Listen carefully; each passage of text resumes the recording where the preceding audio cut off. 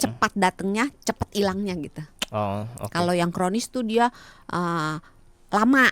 Nah, contoh yang akut nih misalnya, radang tenggorokan, itu akut. Batuk. Batuk gitu kan, itu akut. akut. Oh, gitu. Misalnya terus radang itu kan macam-macam ya, nggak cuman karena infeksi gitu. Ada misalnya kita kejedut misalnya, itu terjadi reaksi peradangan juga gitu. misalnya jidatnya kejedut ya, di dahinya ini akan timbul reaksi peradangan gitu. Jadi peradangan itu tidak sekedar hanya karena proses infeksi. Jadi macam-macam penyebabnya. Yang saya tahu kalau radang itu pasti tenggorokan ya kan. Itu. Banyak ya ternyata ya. Iya, jadi reaksi peradangan itu sebetulnya pada dasarnya itu merupakan respons dari sistem imun dalam tubuh kita. Sistem imun itu sistem daya tahan tubuh kita. Yap. Untuk memberikan reaksi, memberikan perlawanan ketika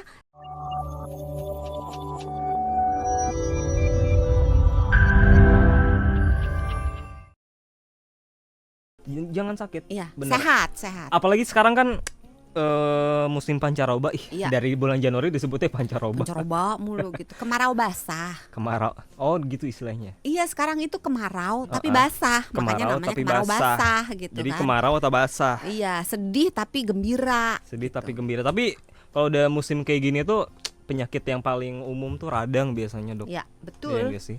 Radang aja ya, kalau nggak pilek batuk pasti ujung-ujungnya kan radang ya kan. Tapi dengar-dengar ada orang yang bilang kalau obat radang itu sama dengan steroid. Nah ini Bentar. dia. Saya pengen tahu dulu, mungkin ada sebagian sahabat Sonora yang belum paham apa itu steroid. Steroid itu apa sih, Dok? Steroid itu sebetulnya sebuah hormon yang normal ada di dalam tubuh manusia yang fungsinya banyak. Oke. Bisa untuk metabolisme gula, bisa untuk metabolisme lemak, bisa untuk mengatur respons kita terhadap stres. Yap. Bisa juga salah satunya itu memberikan respon terhadap reaksi inflamasi alias peradangan. Oke. Itu steroid, itu tuh kayak apa? Steroid definisinya? Yang natural ada di dalam badan kita. Tapi kalau yang dibilang obat steroid, biasanya obat yang struktur kimianya menyerupai steroid alami yang ada di dalam tubuh kita, yang memang dibuat untuk memadamkan reaksi-reaksi peradangan alias inflamasi. Peradangan dengan inflamasi itu sama. Oh, oke. Terus kenapa orang-orang jadi banyak yang bilang kalau obat radang itu adalah steroid? Kenapa gitu? Nggak salah sih. Nggak salah. Iya, karena steroid memang digunakan untuk meredakan reaksi-reaksi peradangan, tetapi pada kasus-kasus yang sedang, kasus infeksinya tuh sedang sampai berat, tidak untuk kasus-kasus yang ringan atau kasus-kasus yang menyerang hampir seluruh tubuh gitu. Jadi sistemik. Jadi nggak cuman misalnya kadang kan kalau kita alergi, misalnya alergi dengan minyak kayu putih misalnya, terus kita ngolesin minyak kayu putihnya cuma di tangan doang, maka yang merah cuma tangan doang, badannya enggak. Nah kalau seperti itu dia hanya lokal, hanya setempat aja, atau hanya menyerang sebagian organ aja, itu nggak perlu anti radang yang berbentuk kortikosteroid. Jadi bisa aja dikasih anti alergi misalnya, atau misalnya dia reaksi radangnya itu nggak menyerang organ-organ yang vital, bukan organ yang satu itu ya, bukan. Maksudnya otak, jantung, paru-paru, ginjal, organ-organ yang vital. Kalau bukan itu yang kena dan tidak dalam kondisi yang mengancam, yang berbahaya, yang parah gitu, nggak perlu kortikosteroid. Jadi gitu. Steroid itu senyawa untuk penyakit meredakan radang yang udah akut gitu. Kalau steroid sebenarnya itu radang atau reaksi peradangan, reaksi inflamasi itu kita bagi jadi dua. Ada yang akut, ada yang kronis. Nah, kortikosteroid bisa dipakai untuk dua-duanya. Steroid itu memang bisa digunakan untuk reaksi radang yang akut dan reaksi radang yang kronis. Akut sama kronis bukannya sama? Beda ya? Beda level ya? Beda. Kalau reaksi peradangan yang sifatnya akut, biasanya tuh dia beberapa jam sampai beberapa hari, paling lama 1-2 minggu dia udah reda. Tapi kalau yang kronik itu biasanya di atas 6 minggu. Loh, berarti kalau yang Terus saja. akut itu berarti yang level paling rendah dong, yang biasa-biasa aja, atau ada lagi di Sebenarnya bawah? bukan paling rendah sih, tapi lebih ke sifatnya cepat mendadak, cepat datangnya, cepat hilangnya gitu. Oh, oke. Kalau yang kronis tuh dia lama. Nah, contoh yang akut nih misalnya, radang tenggorokan, itu akut. Batuk Batuk gitu kan, itu akut. Oh Nah, gitu. misalnya terus radang itu kan macam-macam ya, nggak cuman karena infeksi gitu. Ada misalnya kita kejedut misalnya, itu terjadi reaksi peradangan juga Oh, di gitu. misalnya jidatnya kejedut ya, di dahinya ini akan timbul reaksi peradangan gitu. Jadi peradangan itu tidak sekedar hanya karena proses infeksi. Jadi macam-macam penyebabnya. Yang saya tahu kalau radang itu pasti tenggorokan ya kan. Itu. Banyak ya ternyata ya. Iya, jadi reaksi peradangan itu sebetulnya pada dasarnya itu merupakan respons dari sistem imun dalam tubuh kita. Sistem imun itu sistem daya tahan tubuh kita Yap.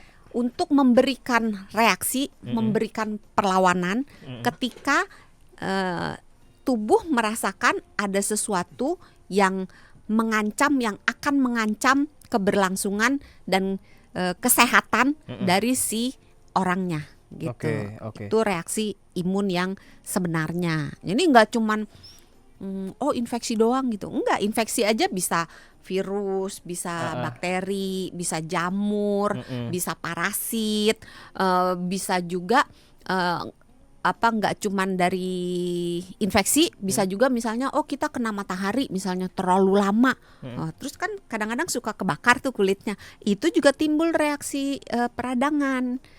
Terus bisa itu kan tadi trauma fisik ya entah kejedut, kebentur, luka, atau misalnya kena panas atau kena barang yang terlalu dingin gitu ya, kena zat kimia juga bisa, terus kena toksin, jadi kena racun, kena logam berat, bahkan sel-sel tubuh kan kadang tubuh kita ada yang ngaco ya. Sama lah kalau dalam satu kelas ada 1-2 murid yang nakal gitu kan. Kalau misalnya di oknum dikatakan oknum gitu, adalah selalu oknum kan. Nah, kalau dalam tubuh kita ada oknum, itu pun bisa menimbulkan reaksi peradangan. Contohnya oknum, sel tubuh kita harusnya itu nurut. Kalau disuruh membelah diri, dia baru membelah diri. Kalau udah cukup ada perintah untuk woi berhenti, dia berhenti, nurut gitu loh, sesuai dengan instruksi. Nah, si oknum sel-sel tubuh kita yang nakal itu ada yang disuruh enggak disuruh membelah diri, dia membelah diri sendiri, kepo gitu kan. Terus proses pembelahan itu berlangsung terus nggak berhenti. Jadilah benjolan, jadilah reaksi peradangan. Biasanya benjolan itu bisa mengarah ke jinak, bisa mengarah ke ganas, tapi itu pun menimbulkan reaksi peradangan. Jadi jangan dibatasi peradangan itu cuman bakteri doang atau virus doang, tenggorokan doang karena radang tenggorokan, tidak. Itu luas banget. Berbagai sistem bisa kena radang. Jadi kalau disingkatkan definisi radang itu apa kalau gitu? Ya kan tinggal baca tuh. Kita search dulu ya Google ya. Bukan ya. Enggak ada Dokter Santi kenapa nge-search Google? Pertanyaannya. Pertanyaannya reaksi radang. Jadi simpelnya definisi radang itu jadi apa sebenarnya, Dok? Merupakan proses hasil dari reaksi sistem imun tubuh kita ketika tubuh merasakan adanya ancaman. Reaksi berarti ada aksi. Radang itu sesuatu yang kita rasakan, tubuh kita memberikan reaksi. Oke. Jadi misalnya ada debu masuk gitu, bersin, itu belum reaksi peradangan, itu baru reaksi imun. Tapi ketika banyak nih, itu bisa misalnya kena debu ya, tapi banyak orangnya udah bersin nggak juga reda. Nah terus si debunya ini mungkin ada polennya, ada serbuk sarinya. Orangnya alergi terhadap serbuk sari, maka akan timbul dia beringus. Terus dia jadi matanya merah. Terus dia jadi mungkin bisa bangkis-bangkis gitu ya. Terus agak sakit-sakit di saluran hidungnya.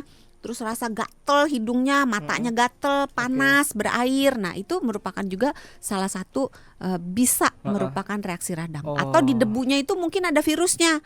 Begitu masuk lolos nih dari hidung masuk langsung ke tenggorokan. Nah, itu yang tadi di awal Mas Sony bilang, oh radang tenggorokan bisa. Paham. Jadi radang itu adalah efek yang ditimbulkan kalau kita ada kemasukan sesuatu. Nah, yang masuk macam-macam. Tapi bisa juga dari dalam, kayak tadi sel kanker kan dari dalam.